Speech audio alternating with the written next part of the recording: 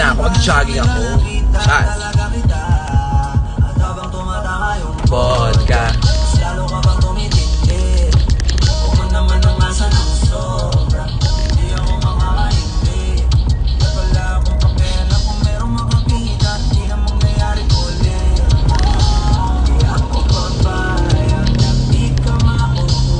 Hi, morning from Abu Dhabi. Aganes, di ba, Harloy?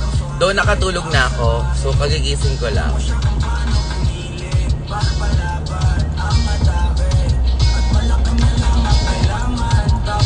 Grabe ang ganda ng balat natin, no?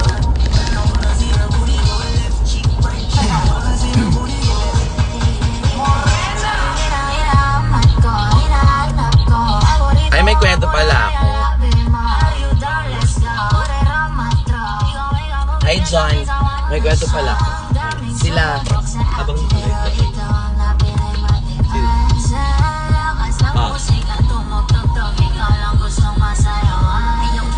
Okay, nakasama ni Reggie sa gimikan. Tapos parang dahil nakikita niyang kasamaan ko naman dati yung girl. Parang sabi niya, uy, kasamaan mo si Jayo, ganyan-ganyan, chururut. Tapos oo, tapos umismit daw. Gawin na parang. Tapos umalis si Reggie. Barkada ni Reggie yung mga yun. Parang sabi ni Reggie, Mi, huwag mo nang sasamaan tong mga to. Pinaplastika ng mga yan. Ganyan. Sabi ko, bakit? Tapos nasa gimikan nga daw. Gumanon, parang. Tapos, nung umalis si Reggie, hindi nila alam, super close ni Reggie yung Keme. Yung grupo. Tapos parang, hindi daw nila ako bet. Oo. Silang dalawa. Yung si Baklang nag-host din ngayon.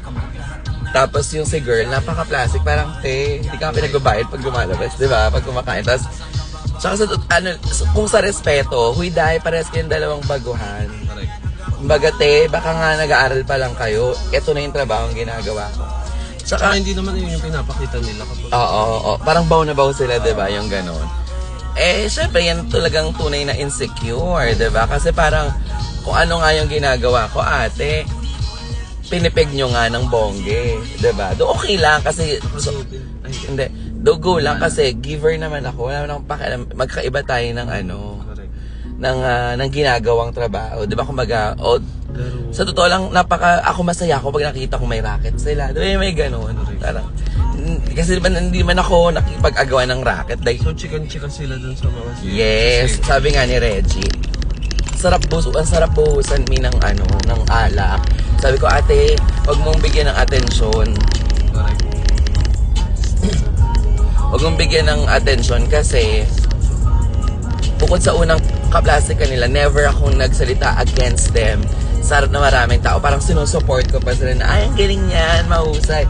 Saka hello, paano ba kayo sumikat? Ginamit nyo lang naman yung isang influencer.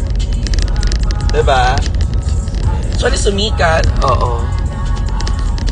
Sumikat dahil ginamit yung influencer at the same time. Lahat ng ginagawa kong trabaho, nagawa ko na yan bata pa ako. Lahat ng ginagawa nilang trabaho ngayon, nagawa ko na yun ng bata ako. Hindi, tsaka nakakagulat na may ganun sila siya.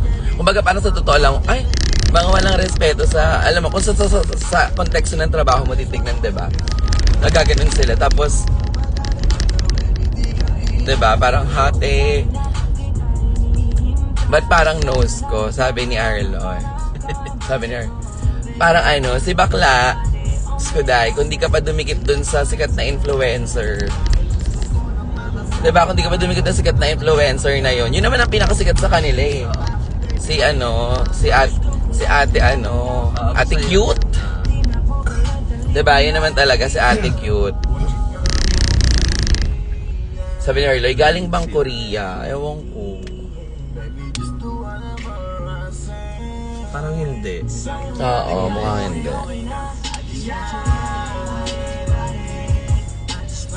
Tsaka lahat ng mga naging kaibigan nila ngayon, dahil kaibigan ko na noon pa. Diba? Kasi nga, masyugal na ako. Wala pong Petron today. Papunta lang po ako ng bahay namin. Nandito Friday lang. May iba akong trabaho mamaya. Pahingahin niyo ko sa Hi, Ron. Pahingahin niyo muna ako sa... Hindi, actually kasi, ang aga driving. Pero wala akong Petron ng Sabado at Linggo. Though yung Sabado ako may iba akong ganap. Tsaka may Sunday ako. Alam mo, yun ang maganda, no? Na ma-achieve nila yun sa ganap nila. Ng Monday to Sunday, hindi ka natutulog. At natutulog ka very quick.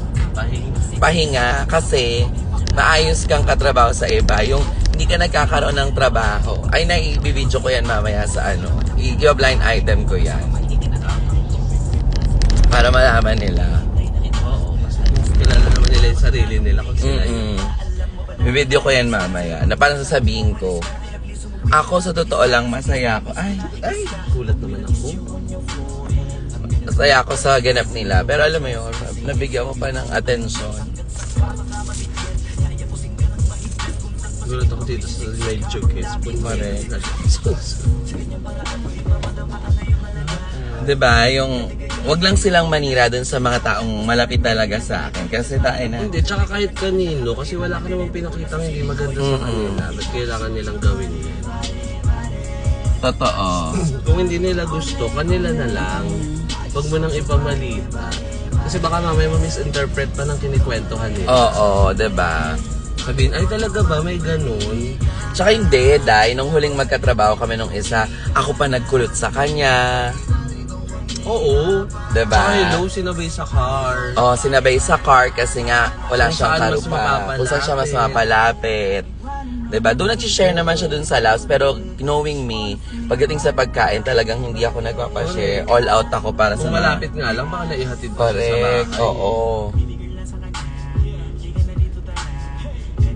Tapos yung tapos kaya yung isang friend nila na sikat na influencer din wala na kasi pinagchichismisan nilang tatlo, 'di ba? Tapos sila ngayon yung kunya dikit na dikit. Yes, Harloy, sabi ang tsaka nung sinabay sa car tapos mortal lang. Sinabay talaga as in parang yung nakshi ko pa yung palagay mo yung mga gamit mo sa car para hindi magalaw dito sa Yes, dressing room, 'di ba? Dinala parang iningatan mo pa yung gamit niya, parang gano'n. Parang alam mo, Kasi andun yung TF niya. ano yung TF niya? Alam mo, ang Sure na safe eh. correct, ang nakakatawa diyan, 'di ba? Parang ang siste, parang ako kung hindi ko gusto yung tao, harap-harapan, ipaparamdam kung hindi ko gusto. Hindi, at saka ba't isasabay ka pa Hindi. kung something? Hindi, at Diba? saka hindi. Tsaka nung nagsisimula siya, parang alam kong malaki naman yung naging health ko. Kasi parang, ay, naging friend ko yan, bagets pa lang yan. Okay yan. Though, actually may nag-comment naman na cringe naman silang panoorin mag-host and whatsoever. Though, yun, comment lang naman yun sa akin na, ate, huwag ka mag-alala, cringe. Sabi ko, actually hindi ako affected. Ang sa akin, parang, wala. Ang sarap lang sa feeling ng may mga taong nagaganon sa'yo kasi hindi nila maabot ko ano yung mga naabot mo, no? Ano ay, baka yung iba ma-misinterpret that I sounds mayabang, diba? Pero, yun naman talaga eh. Kasi tingnan mo, hello. Diba? Support nga ako eh. Super, parang, kaya ko pa nga ay, naging fan ako kasi okay naman kayo. Diba? Tsaka hindi, pag nagkakasabay naman kami sa hosting, hindi naman sila makapalagi. True. Diba? Kaya mo na sila naman niya may nasasabi hindi maganda. Correct. At least tayo, at least tayo kagaya kayo na bago ako natulog. Maganda yung ano yung intention. Tsaka yung bago tayo natulog kanina, grabe yung problemang pinagdadaanan ko. Pero, good problem, 'di ba? Yung nalilito ako kung ano ang dapat kong gawin.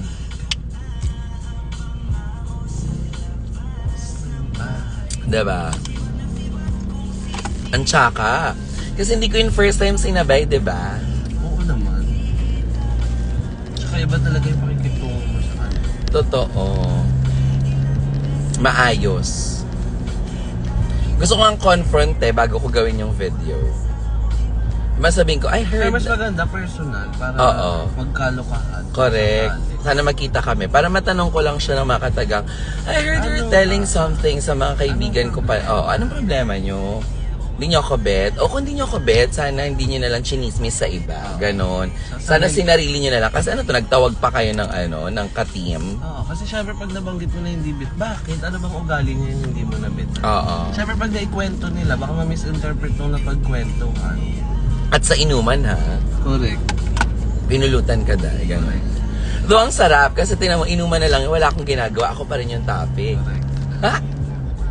Good morning, Cam Singson. Oo, ang aga ko kasi to be honest, sanay na yung body clock kong tulog ng alas 8, alas 6, gising ko ng alas 2. Kapag Monday to Friday kasi, Cams, nag-ano ako, safe trip sa mga Petron.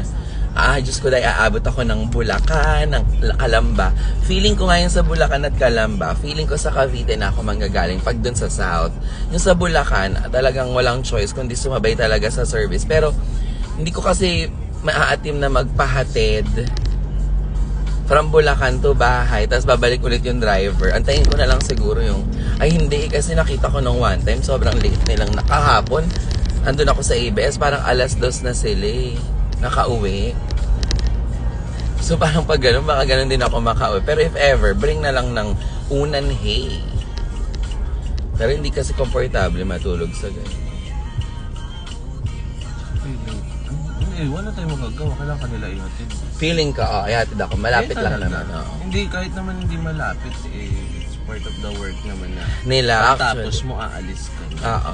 Actually, kagaya niyan, tulad ng sinabi ng boss ko, pasabog sa Calamba, yes. May Calamba, may Kabuyaw pa nga ata.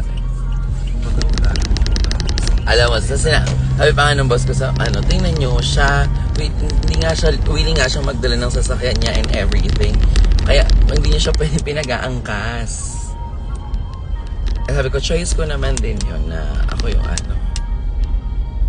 Kasi iniisip ko bakit coding. Pero na-enjoy na kasi akong sumabay-sabay. Dahil, malalapit lang naman. So, parang di ako nangangarag mahilo-hilo. Unless gaganto-gantuin ni Kuya yung watching from Kuwait. Nika, hi. Ay, gising na si Georgette. Kaya ang aga niya nag-react dun sa GC. Gising na si Georgette. Ba't ang aga mo, Georgette? Off niya kasi kahapon. Ay, baka pa-uwi pala. Ay, Yimikera, Jimmy side ka, Georgette. Ganda sa GC. Georgette, nag-G-side ka?